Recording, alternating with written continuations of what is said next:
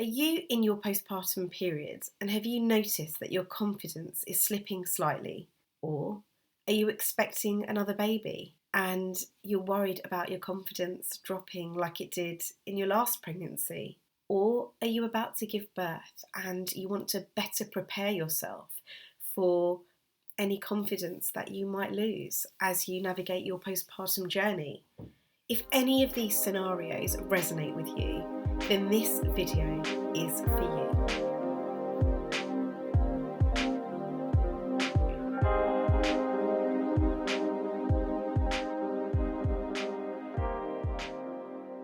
I gave birth at the start of the pandemic and during the first lockdown, when COVID was a real unknown and was literally knocking at our door. To be honest, I don't think I've actually processed the gravity of what actually happened during that time. And I know that I'm not alone in this, that there are many of you out there that feel the same way. My fertility journey was really hard. My pregnancy was complicated and it was a real test of faith. And then giving birth in lockdown, literally days after the first lockdown was enforced, that wasn't an easy feat. All of that resulted in me losing tons of confidence postpartum. And when I mean I lost tons of confidence, I mean that the idea of sitting in my conservatory scared me. The idea of walking down the street with my husband and my daughter in a pram crippled me. Not to mention the prospect of meeting other mums in the park. The idea of having to move from point A, being at home in my comfort zone, to point B, being in the park with other mums. It was just too scary, too overwhelming.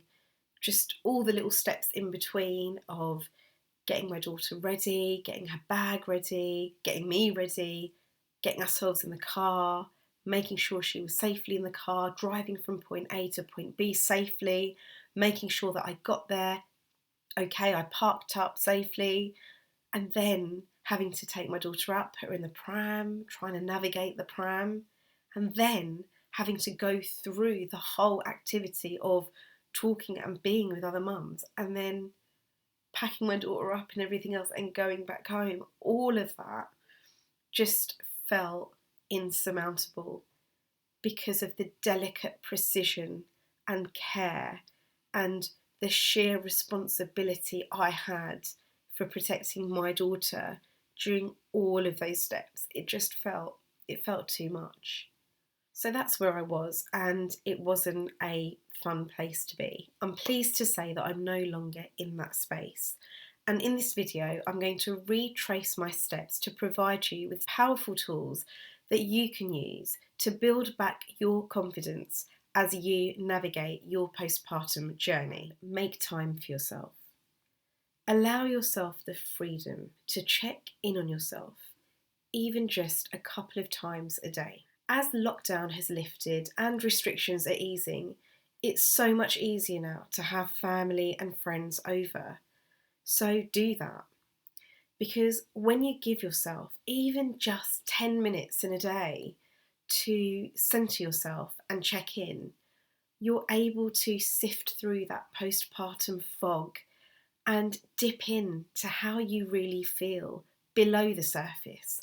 And it's only then that you can discern what feels right for you and what doesn't. Set up some daily reminders of just 10 minutes to put on some makeup, paint some nails, or just go down the road and get some milk.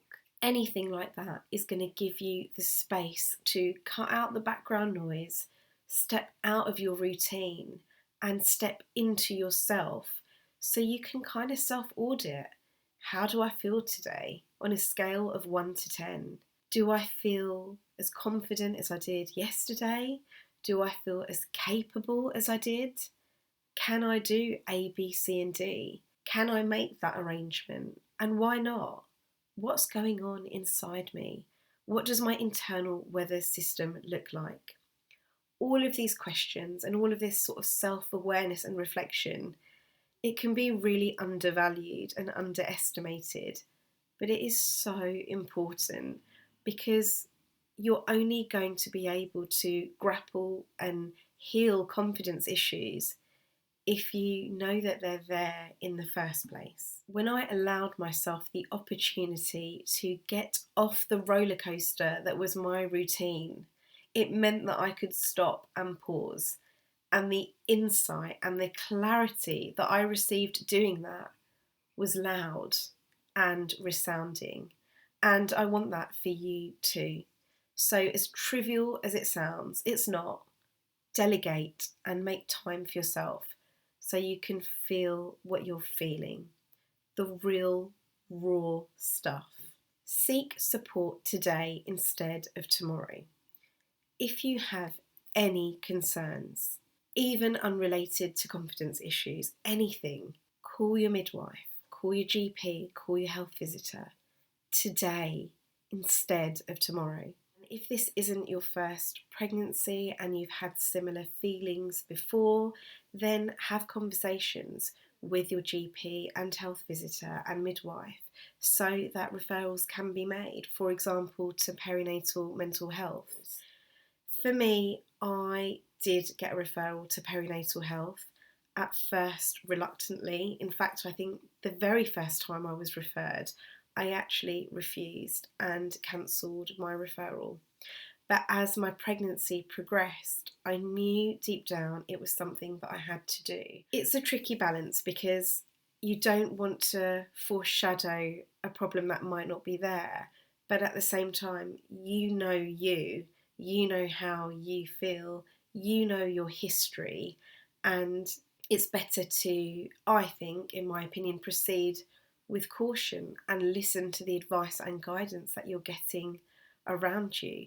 My midwife could see the anxiety that I couldn't see during the early stages of my pregnancy. I saw perinatal health during my postpartum period, and just speaking to someone in a professional capacity who could offer me a different perspective was honestly so refreshing and life-changing. We got to work together and just unpack why I was feeling unconfident and where it was really coming from. So understanding the roots so that I could finally pluck the roots and move on with my life. We got to examine different scenarios that would worry me. For example, taking my daughter to her swimming lesson and gosh, what if she had a poo on the way back and I was stuck in traffic? And we got to break these scenarios down into sort of more palatable chunks and co-create solutions that really helped me and still help me as I go on. A lot of the unconfidence issues that I faced were rooted in feelings of loss of control and helplessness. And perinatal mental health helped me understand my trigger points as well as the root. Speaking to a professional just offered another perspective, which was just really helpful and reassuring. After my perinatal mental health sessions, I did continue on with some psychotherapy, which really helped me seal in that confidence and build sort of stronger foundations for my future as I continue to navigate motherhood. Don't get me wrong, there are still times when my confidence can ebb and flow, but there are tools that I'm sharing with you, for example. 3, affirmations.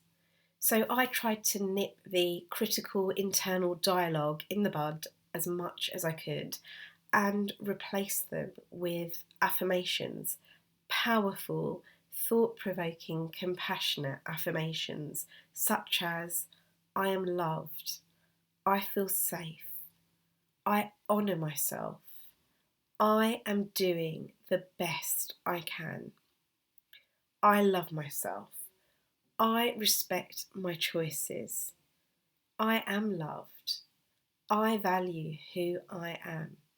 So affirmations just really helped, and reciting them in my mind when I'm watching TV, on the loo, feeding my daughter, having a shower, just doing anything.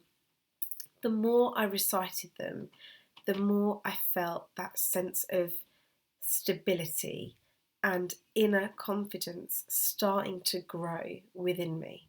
I will leave a few examples of affirmations that I've used during my postpartum journey at the end of this video. 4. Take baby steps, literally. So what I mean by that is take one day at a time. So for me, one day I decided, right, I'm going to open the conservatory door. The next day I sat in the conservatory. The next day I sat in the conservatory a little bit longer. The next week I decided to take that walk in the garden. The next day I decided, you know what, I'm going to hang out in the garden a bit longer. The following week I decided to take that walk down the street with my husband and my daughter. Taking it one day at a time and really going with what feels right in the moment can feel really empowering.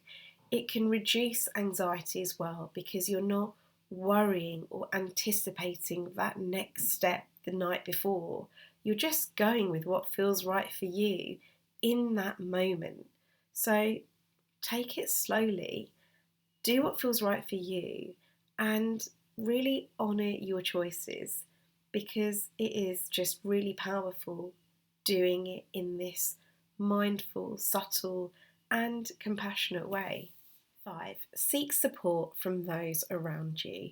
So for me, it was my husband. He played a pivotal role in supporting me during this time when I really felt like I'd lost a lot of confidence. He was great in letting me just talk about all of my fears and what was troubling me and why I felt a certain way. And being able to go through worst case scenarios with him again gave me a different perspective and helped me move through my fears with ease. He also accompanied me to my daughter's sensory classes initially, which really helped. I understand that during lockdown and between lockdown, it wasn't always possible to do things as a family. It was very much one adult and the baby, for example, with jabs and so forth. So I know that I was really lucky to be in that position.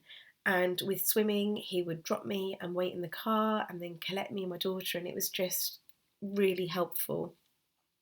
I had friends champion me on when I was doing something that fell out of my comfort zone, and all of that really spurred me on to challenge myself a little bit more, bit by bit, when it felt comfortable and right for me. So, trust me, having that support around you can be really, really helpful with shifting out of this space that you're in. 6. Choose joy. I pivoted back into things that pre-birth would make me feel really happy.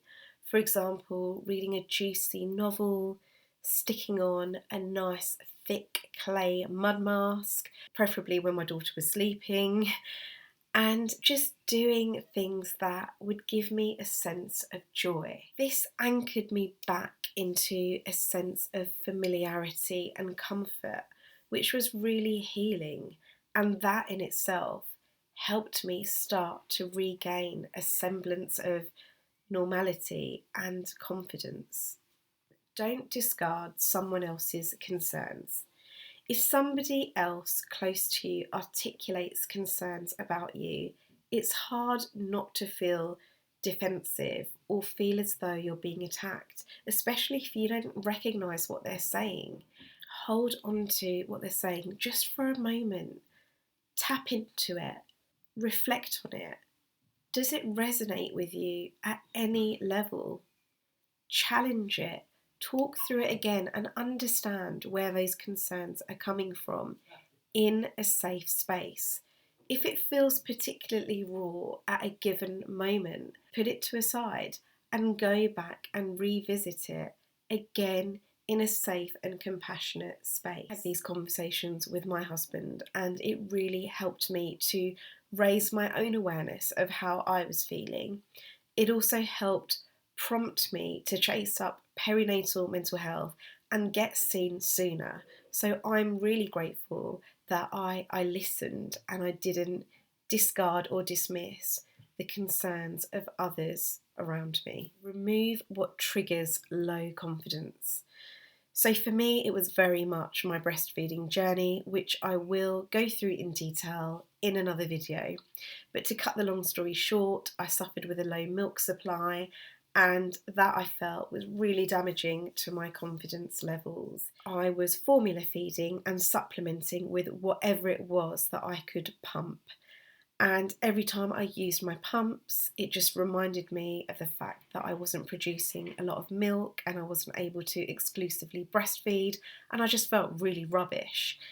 And after one compassionate and honest conversation with a lactation consultant, I decided to put the pumps away. And by doing that, I removed a trigger for my low confidence. And that in itself birthed an entirely new narrative to the remainder of my postpartum experience. I'll take you through some affirmations that I used that really helped me during my postpartum period and even beyond that. So for the next minute or so, I just want you to sit back and relax, close your eyes if you need to, and really lean in to the words that I'm saying.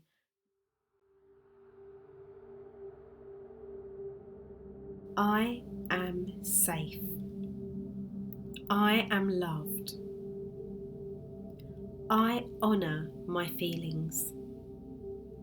How I feel today does not reflect how I will feel tomorrow. Help is available to me. My feelings are important. I am important.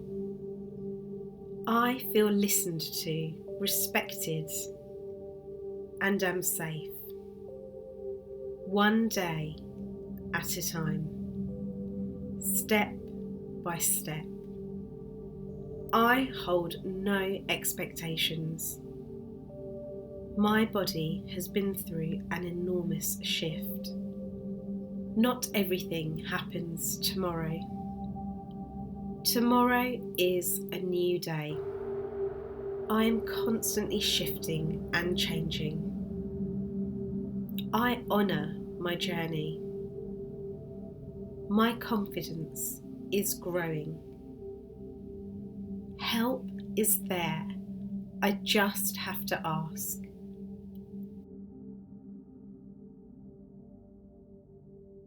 Final thoughts. So there is quite a lot of information in this video, quite a lot to unpack. My advice to you would be to watch this video as many times as you need to, because what you pick up the third time round or the fourth time round, you might not have really noticed before. So use this video as a toolbox, a reference point, whatever you need it to be, however you need it to be. Secondly, I would say own how you feel and feel proud for having those honest conversations with yourself. If you feel scared by how you feel and you don't recognise yourself anymore, seek the support from loved ones and take those conversations that you have further and forwards to professionals that can help you in a more professional and therapeutic setting. So I want to end this video by saying the following. Pregnancy, birth and postpartum are three intertwined journeys that are complicated in their own right. Know that.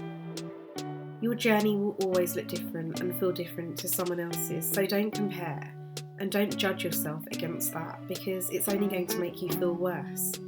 Focus on where you are right now and applaud yourself for getting through each day. Don't underestimate the changes and shifts your body has had to endure and is still enduring in your postpartum phase. It is a lot, and you aren't a machine. You are human. Really lean into that and soak it in.